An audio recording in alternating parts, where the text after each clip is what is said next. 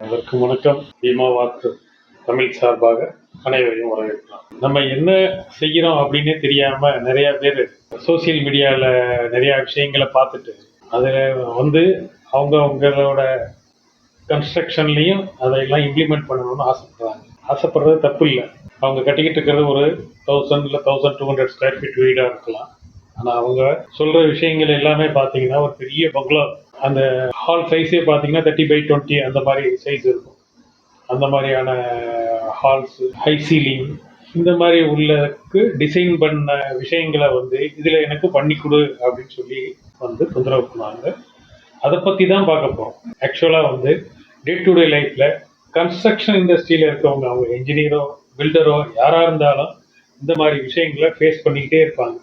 அதான் social media domination அதிகமானதுக்கப்புறம் இதை பற்றி கேட்கவே வேணாம், ரொம்பவும் அதிகமாக இருக்குது.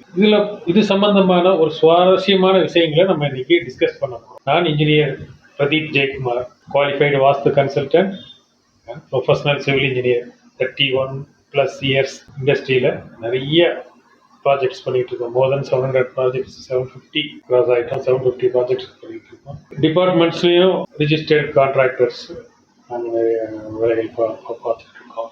ப்ரைவேட் ஒர்க்கும் பண்ணுறோம். நிறைய பில்டருக்கு கன்சல்டண்ட்டாகவும் இருக்கும், அவங்களுக்கும் எங்களோட கன்சல்டேஷன் சர்வீஸ் கொடுத்துட்டு இருக்கோம்.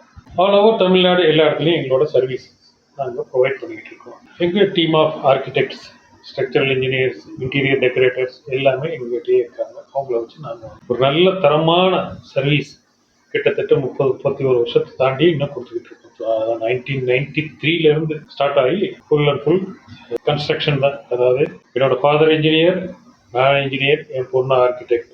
அடுத்து 3வது தலைமுறையாக தொடர்ந்து கன்ஸ்ட்ரக்ஷன் துறையிலேயே நாங்கள் இருந்துகிட்டு இருக்கோம். ஓகே, இப்போ இந்த சுவாரஸ்யமான விஷயங்கள் கன்ஸ்ட்ரக்ஷன் சைட்டில் நடக்க டே டு டே பற்றி ஒரு டிஸ்கஷன் கேட்கறதுக்கு ரொம்ப ஜாலியாக இருந்தாலும் ஆக்சுவலாக இதில் இன்வால்வ் ஆகிற இன்ஜினியர்ஸுக்கோ பில்டர்ஸுக்கோ இது ரொம்ப ஒரு தலைவலியான விஷயம். சோசியல் மீடியாவோட டாமினேஷன் அதிகமாயிடுச்சு. எல்லா விஷயங்களும், எல்லா இன்ஃபர்மேஷனும் உங்களுக்கு சோசியல் மீடியாலே கிடைக்குது. அப்படின்னும் போது கஸ்டமைஸ் பண்ணுறதுக்கான வாய்ப்புகள் இன்ஜினியர்ஸுக்கு கொடுக்கப்படுறதில்லை. ஏதாவது ஒன்றுன்னா டக்குன்னு உடனே இவங்களே ஒரு ரெடிமேட் ஒரு பிளான் வச்சுருக்காங்க, இந்த பிளானை கொண்டு போய் இந்த மாதிரி பண்ணலாம் அப்படின்னு ஒரு முடிவு பண்ணிடுறாங்க. இல்லை ஒரு ஹால், ஒரு டிவி யூனிட் வேணும் அப்படின்னா நார்மலாக ஒரு இன்ஜினியர் என்ன மாதிரியான சைஸில் தேவைப்படும் வைக்கணும் அப்படின்னு சொல்லி இது பண்ணி ஒரு யூனிட் டிசைன் பண்ணி செஞ்சு கொடுப்பாங்க, இன்ஜினியரோ ஆர்கிடெக்டோ. ஆனால் இன்னைக்கு எப்படின்னு பார்த்தீங்கன்னா, சோசியல் மீடியாவில் ஒரு டிவி யூனிட் அப்படின்னு சொல்லி நீங்கள் போட்டு டைப் பண்ணி போட்டு சர்ச் கொடுத்தீங்கன்னாவே போதும், உங்களுக்கு ஏகப்பட்டது டிஸ்பிளே வரும். அதை பூரா ஸ்க்ரீன்ஷாட் எடுத்து வச்சுக்கிட்டு மறுநாள் சைட்டில் இன்ஜினியரை பார்த்தோன்னா, சார் எனக்கு இந்த மாதிரி வேணும், நான் இதை பார்த்தேன், ரொம்ப நல்லா இருந்துச்சு, இது மாதிரி எனக்கு பண்ணியிருக்கேன். அதில் யூஸ் பண்ணியிருக்க மெட்டீரியல்ஸோட டீட்டெயில்ஸ் எல்லாமே இன்ஜினியர்ஸுக்கு தெரிஞ்சனால அதோட காஸ்ட்டை அவருக்கு தெரியும். என்ன காஸ்ட் இது ஒர்க் அவுட் ஆகும், இவரோட பட்ஜெட் என்னன்னு தெரியும் அவருக்கு. இவரால் அந்த பட்ஜெட்டை அஃபோர்ட் பண்ண முடியாதுன்னு தெரியும். ஆனால் இவர் அதை பார்த்துட்டு எனக்கு அது மாதிரி பண்ணி கொடுங்க அப்படின்வாரு. சில விஷயங்கள் பார்த்தீங்கன்னா, ஒரு இன்ஜினியர் ஒரு ஆர்கிடெக்டோட ஒரு ஸ்கில்ஸ் என்னன்னு பார்த்தீங்கன்னா இமேஜினேஷன் தான். நீங்கள் ஒரு டீட்டெயிலிங் மெட்டீரியலை கொடுத்தீங்கன்னா அதை அந்த சைட்டில் யூஸ் பண்ணால் எப்படி இருக்கும் அப்படின்னு ஒரு ஆர்கிடெக்டோ ஒரு இன்ஜினியரோ அதை இமேஜின் பண்ணிடுவாங்க. பண்ணி அது நல்லா இருக்கும் நல்லா இருக்காதுன்றத ரிசல்ட்டை சொல்லிடுவாங்க. ஆனால் பட் அந்த ஒரு கிளைண்ட்டுக்கு அவங்களுக்கு அந்த அளவுக்கு அந்த இமேஜினேஷன் பவர் இருக்காது. அவங்க ஒரு மெட்டீரியலை யூஸ் பண்ணிட்டு தான் ஐயோ நம்ம எதிர்பார்த்த அளவுக்கு இது நல்லா இல்லையே அப்படின்ற மாதிரி ஃபீல் பண்ணுவாங்க. 99% இன்ஜினியர்ஸ் இந்த மாதிரி இமேஜின் பண்ணுறது கரெக்டாக இருக்கும். 1% வேணால் தவறுதலாகிடலாம். நாங்களே இந்த மாதிரி நிறைய விஷயங்கள் ஃபீல் பண்ணியிருக்கோம். ஒரு சில இடத்துல கிளைண்ட்ஸ் ஒரு டைல் இதெல்லாம் எலிவேஷனுக்கு சூஸ் பண்ணுவாங்க. சில டைல்ஸ் எங்களுக்கு பார்க்கவே பிடிக்காது, ஐயோ இது போட்டால் ரொம்ப நல்லா அசிங்கமாயிடுமே அப்படின்னு. ஆனால் இவங்க என்ன பண்ணுவாங்க, எங்களுக்கு அதுதான் வேணும், எங்களுக்கு இது பிடிச்சிருக்கு, இதை பண்ணி கொடுங்க அப்படின்னு சொல்லி ரொம்ப ப்ரெஷர் கொடுப்பாங்க. சரி, வேறு வழி இல்லை, கிளைண்ட் ஆசைப்படுறாங்கன்னு வாங்கி போடுவோம். எங்கேயாவது 100ல் 1 அந்த மாதிரி அவங்களோட சாய்ஸுக்கு போய் நல்லா இருக்கு. மிச்சபடி 99% நாங்கள் என்ன ப்ரிடிக்ட் பண்ணுறோமோ அதுதான் கரெக்டாக இருக்கு. ஸோ இந்த ப்ராபபிலிட்டி வச்சு பார்த்தீங்கன்னா 99% இன்ஜினியர்ஸோட அவங்க சொல்கிற சஜஷன் எல்லாமே கரெக்டாக இருக்கும் அப்படின்றது என்னோட ஒப்பீனியன். அவங்க எல்லாம் கரெக்டாக தான் சொல்லுவாங்க அப்படின்னு. அதை ஒரு டைல்ஸ், அதாவது இன்னைக்கு ஆக்சுவலாக பார்த்தீங்கன்னா இன்னைக்கு டெக்னாலஜி ரொம்பவே மாறிடுச்சு. டெக்னாலஜியில் ஒரு பக்கம் டெக்னாலஜி ரொம்ப அட்வான்ஸா போயிட்டாலும் இன்னொரு பக்கம் பழைய இதெல்லாம் பார்த்தீங்கன்னா தெரியும். பிவிசி பைப், நார்மலா பிவிசி பைப்புக்கு டை செட் வச்சு த்ரெட் போடுவாங்க. த்ரெட் போட்டு அதுக்கு மேல காட்டன் த்ரெட்டை சுத்தி செல்லாக்கு பேஸ்ட் பண்ணி காட்டன் த்ரெட்டை சுத்தி அதுக்கு மேல டைட் பண்ணுவாங்க. நான் சொல்ற இந்த விஷயங்கள்ல near about 20 years back, 20 to 15 years பேக்னு வச்சுக்கலாம். அந்த மாதிரி பண்ண பில்டிங்ல இன்னைக்கு வரைக்கும் பாத்தீங்கன்னா சீப்பேஜ் கிடையாது, லீக்கேஜ் ப்ராப்ளம் எங்கேயாவது 1-2 இடத்துல. ஆனா இன்னைக்கு பாத்தீங்கன்னா எல்லாமே பேஸ்டிங், எல்லா பில்டிங்லயும் சீப்பேஜ் ப்ராப்ளம், ஒண்ணுமே பண்ண முடியல, சீப்பேஜ் ப்ராப்ளம். அதே மாதிரி எப்ப பாத்தீங்கன்னா இந்த டைல்ஸ் ஃபிக்ஸ் பண்றதுக்கு சிமெண்ட் ஸ்லரியை விட்டுட்டு இந்த டைல்ஸ் ஃபிக்ஸிங்னு சொல்லிட்டு நிறைய பவுடர்ஸ் சிமெண்ட் பேக் மாதிரி பேக்ல வரும். இதை தான் வந்து இன்னைக்கு டைல்ஸ் லேயர் எல்லாமே யூஸ் பண்றாங்க. கார்னர் அதை அப்படியே இது பண்ணி பண்ணி அப்படியே பிடிச்சிட்டு போயிடுறாங்க. வேலையை வந்து அவங்களுக்கு ரொம்ப ஈஸியா இருக்கு. At the same time life இருக்குமான்னு பார்த்தீங்கன்னா லைஃப் இருக்க மாட்டேங்குது. செகண்ட், 8 இன்ச்சுக்கு 4 இன்ச்சு டைல்ஸ். முதல்ல பாத்ரூம் டைல்ஸோட சைஸ் பழைய சைஸ் பார்த்தீங்கன்னா 8 இன்ச்சுக்கு 4 இன்ச்சு டைல்ஸ். இன்னைக்கு சைஸ் பார்த்தீங்கன்னா 1க்கு 1.5 தான் ஸ்டார்டிங்கே இருக்கு சைஸ். அதாவது 1 அடிக்கு 1.5 அடி, 12 இன்ச்சுக்கு 18 இன்ச்சு, இதுதான் வந்து ஸ்டார்டிங் சைஸே இருக்கு இன்னைக்கு டாய்லெட் டைல்ஸ்லாம். ஸோ இந்த மாதிரி டைல்ஸ் சைஸ் பெருசா போக போக பார்த்தீங்கன்னா அந்த பாண்டிங் கம்மியாயிருது. ஈஸியாக கொஞ்சம் நல்லா பேர்ந்து விழுவதற்கான சான்சஸ் அதிகமாக இருக்கு. இந்த மாதிரி நிறைய டிராபேக்ஸும் இருக்கு. இன்னைக்கு உள்ள ஆளுகளுக்கு பார்த்தீங்கன்னா ஒரு பார்பெண்டர் பார்த்தீங்கன்னா பவர் கட், கரண்ட் இல்லை சைட்ல அப்படின்னா வேலையே நடக்காது. ஓரமா உட்காந்து பீடி குடிச்சிட்டு உட்காந்துருப்பாங்க ஒளியே. முதல்ல மாதிரி வந்து சம்பட்டியை வச்சு அடிச்சு வச்சு ராடை உளி வச்சு கட் பண்ணி அந்த வேலைக்கெல்லாம் வேலையே கிடையாது. ஏன்னா இன்னைக்கு அதெல்லாம் டூலே கிடையாது. உளியாவது கொண்டு வரதில்ல, பெரிய சம்பட்டிலாம் கொண்டு வரது கிடையாது. ஒன்லி கட்டிங் மிஷின் தான். பவர் போயிடுச்சா பேசாம உட்காந்துக்குவாங்க.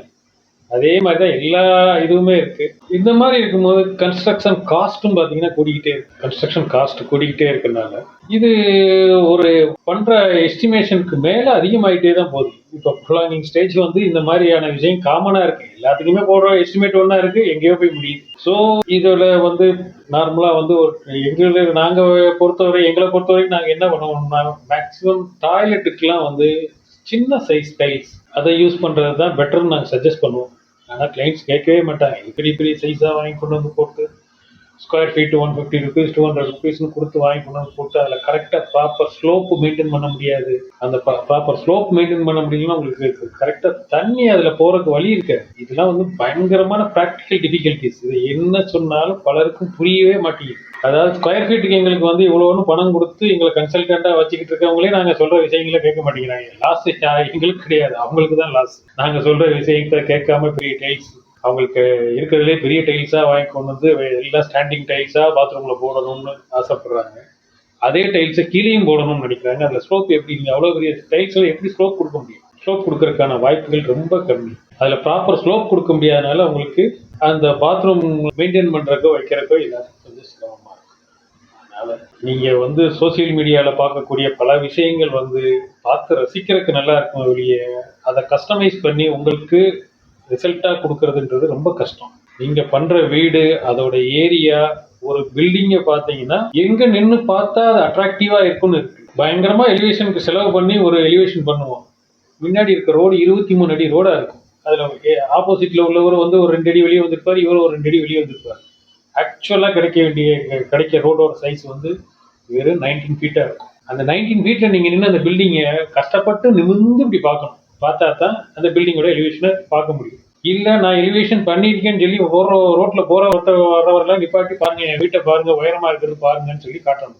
அப்படிதான் பார்க்க முடியும். இதுக்கு என்ன நம்ம சொல்றோம்னா ஒரு 60x40 பிளாட் சைஸ்னா முன்னாடி வந்து ஒரு 20 அடி போட்டுடலாம், முன்னாடி ஒரு குறைஞ்சது ஒரு 15 அடியா விட்டுட்டு கட்டலாம்னா இந்த கிளைண்ட் ஒத்துக்க மாட்டாங்க. இல்லை சார், முன்னாடி நமக்கு ரோடு ரூம்ஸ் எல்லாமே கீழே வேணும், எல்லாம் கிரவுண்ட் ஃப்ளோர்லேயே நம்ம பண்ணணும் அப்படின்னும் போது பில்டிங்கும் வந்து அதிகம் ஒரு பார்த்தீங்கன்னா ஒரு 5 to 7 feet தான் வந்து ரோட்ல இருந்து இவங்களுக்கு செட் பேக் பண்ணி பில்டிங் ஸ்டார்ட் ஆயிருக்கும். அப்போ அந்த பில்டிங்ல நீங்க என்ன எலிவேஷன் பண்ணீங்கன்னா அது வந்து அந்த பில்டிங்கை பர்பஸா நின்று பார்த்தாருன்னா தான் அவருக்கு அந்த எலிவேஷனே தெரியும் என்ன பண்ணிருக்கோம்.